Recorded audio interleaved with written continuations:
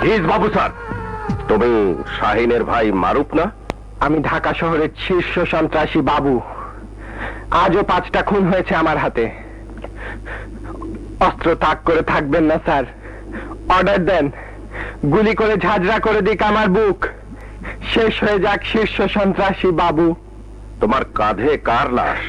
শাহিন আর মারুফের আদরের সেই ছোট্ট বোনটি, যার হোস্টেলের টাকা জোগাড়ের জন্য শাহিন শুয়ে থাকতো আপনার অফিসের বারান্দায়, যার টাকা জোগাড়ের জন্য শাহিন আপনাকে খোঁজ দিয়েছিল AK-47 রাইফেলের। টুন্ডা আর ফেন্সি বাবুলের ভাইয়ের হাত থেকে ইজ্জত বাঁচানোর জন্য লাভ দিয়ে পড়ে মারা গেছে। ইজ্জত বাঁচানোর জন্য মরেছে স্যার। লাশ কাটা ঘরে বুকটা কাটার জন্য ওকে বেআব্রু করবেন না স্যার, ওকে বেআব্রু করবেন না স্যার। হসপিটালে যখন আমি তোমাকে প্রথম দেখলাম, তখন তুমি ছিলে সুন্দর মনের একটি ভদ্র ছেলে। হ্যাঁ স্যার, তখন আমি ছিলাম মারুফ। কিন্তু সাজুকে খুন করলে কেন? স্যার, সাজুকে আমি খুন করিনি। করেছ, এবং তার যথেষ্ট প্রমাণ আছে। আমি আপনাকে সব বলবো স্যার, কিন্তু বলার আগে আমার একটা কথা আছে স্যার। বলো। ওই মেয়েটা কিন্তু সম্পূর্ণ নির্দোষ। ওকে কেন ধরে এনেছেন?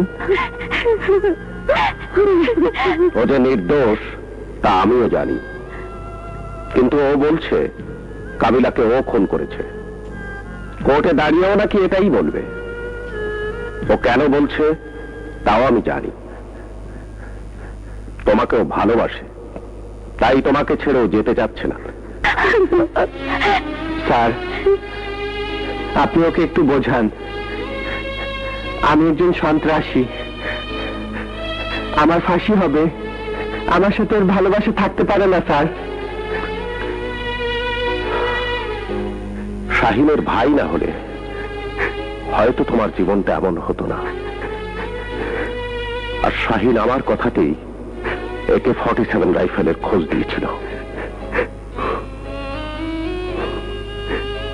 সেই হিসেবে আমার দায়িত্ব আছে তোমার উপর। আর মাত্র 6 দিন পুলিশের চাকরি আছে, এরপরে রিটায়ার করব। বিয়ে করিনি, ছেলে মেয়ে কেউ নেই। আমার রিটায়ারমেন্টের সমস্ত টাকা দিয়ে কোর্টে তোমার জন্য আমি লড়ব। স্যার, ইয়েস মারুফ স্যার, আমি আপনাকে কথা দিচ্ছি, একটা মিথ্যে কথাও বলবো না। আমি বলেছি মারুফ সাজুকে খুন করেনি। সত্যি স্যার, মারুফ সাজুকে খুন করেনি। শরীফ সাহেবকে আপনি চেনেন, তার বাসা থেকেই আমার নাম হয়েছিল বাবু। তার প্রয়োজনেই আমাকে দিয়ে তিনি সাজুকে খুন করিয়েছিলেন। তার ছত্রছায়াতেই আমি বাবু হয়েছিলাম। স্যার, তাকে আপনারা কিছুই করতে পারবেন না। তিনি আপনাদের ধরাছোঁয়ার বাইরে স্যার।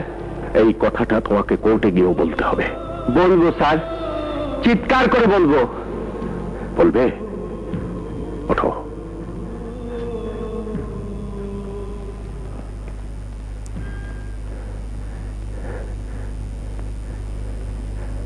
ওই দেখো।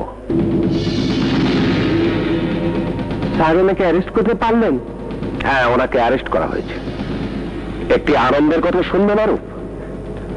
সরকার প্রধান বক্তৃতার মাধ্যমে টেলিভিশনে ঘোষণা দিয়েছেন, অপরাধী সে যেই হোক, হোক সে আমার দলের লোক, হোক সে আমার আত্মীয়, হোক সে আমার মন্ত্রী, হোক সে যতই ক্ষমতাশালী, তাকে ধরুন এবং আইনের হাতে সোপর্দ করুন। এটা তারই ফলশ্রুতি। স্যার, এ কি স্বপ্ন? বাস্তব। বাংলাদেশের 14 কোটি মানুষ প্রতিদিনই এই স্বপ্ন দেখে স্যার। না, অন্ধকার নেই, কেটে গেছে অন্ধকার।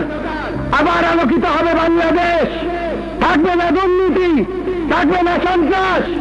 বাংলাদেশের কিশোর, যুবক, ছাত্র সমাজ, শুনে রাখো, তোমাদের কাউকে আর মারুফ থেকে বাবু হতে হবে না। নেই, অন্ধকার কেটে গেছে। আলো, শুধু আলো। আলোকিত হোক বাংলাদেশ। পরিবেশ পরিস্থিতির কথা চিন্তা করে দেশের বিচার বিভাগ মারুফ ও নার্গিসের সুন্দর জীবনের কথা ভাববে, আলোকোজ্জ্বল হবে ওদের জীবন, এই প্রত্যাশা নিয়ে শেষ হলো অন্ধকার।